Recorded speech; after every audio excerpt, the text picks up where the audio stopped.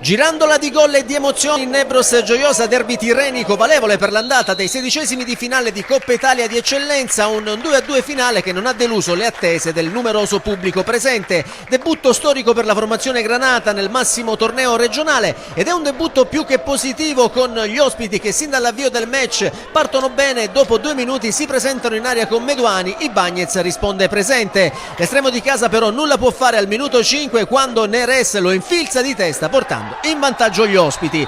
La Nebros reagisce subito e dopo un rigore invocato su Pontini l'11 di Palmeri inizia a spingere, ci prova per primo Camara ma il suo tiro è messo in angolo, poi Sacca che non arriva all'impatto per centimetri dagli sviluppi di angolo, pari che si materializza comunque al 19esimo proprio grazie a Sacca che di testa gira in porta la punizione di Petrullo, facendo così 1-1 per la gioia dei tifosi di casa.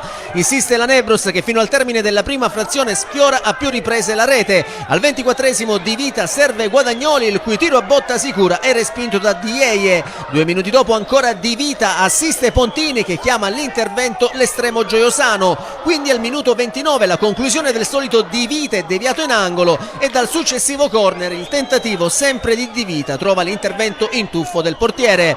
L'estremo granata si fa trovare pronto anche al 46esimo sulla conclusione di Guadagnoli. Nella ripresa dopo il secondo penalty reclamato dai locali con Pontini che nell'occasione viene ammonito per simulazione, la Nebros continua a cercare il gol del raddoppio ma né Zingales al 47esimo, sinistro che si perde alto, né Guadagnoli al minuto 59 ben servito in aria da Petrullo riescono a scardinare la retroguardia granata. Non sbaglia invece al minuto 67 Meduani che riesce col destro a fare secco Ibañez e portare nuovamente avanti nel punteggio la Polisportiva Gioiosa.